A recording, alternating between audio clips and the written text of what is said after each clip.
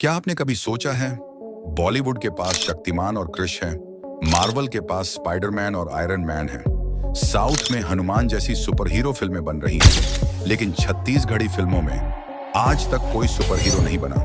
क्या हमारी माटी में सुपर हीरो नहीं पैदा हो सकते? हमारे यहाँ कहानियां हैं माया की, परिवार की, संघर्ष की, बलिदान की, लेकिन अब वक्त है कुछ नया करने का।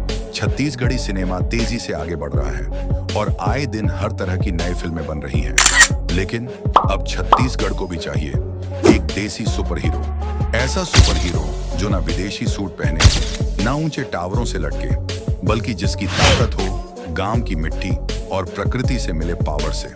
सोचिए भाई, अगर कोई सीधा साधा इंसान को खेत में आकाशीय बिजली लगने से सुपर पावर आ जाए, अब वो हवा की गति से उड़ सकता हो, एक झटके में पेड़ पर चढ़ सकता हो और जंगल काटने आए माफिया से भिड़ जाता हो, उसका नाम हो सकता है धरती पुत्र या माटी मैन। भाई, छत्तीसगढ़ी इंडस्ट्री छोटी है लेकिन सपने बहुत बड़े हैं। अगर साउथ इंडिया में हनुमान जैसी फिल्में 40 करोड़ के बजट में 300 करोड़ कमा सकती हैं, तो क्या हम एक देसी सुपर हीरो नहीं बना सकते?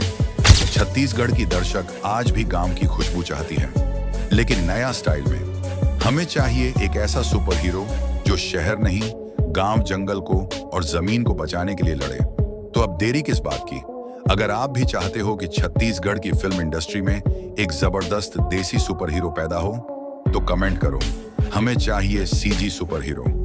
और अगर सुपर हीरो की फिल्म बनती है तो आप किस स्टार को अपना देसी सुपर हीरो के रूप में देखना चाहोगे? और सुपर हीरो के फिल्म का नाम क्या होगा? कमेंट करके जरूर बताएं। और ऐसे ही इंटरेस्टिंग वीडियो देखने के लिए हमारे चैनल को सब्सक्राइब करना ना भूलें। धन्यवाद। तो मिलते हैं अगली वीडियो में, तब तक जय जोहार, जय छत्तीसगढ़।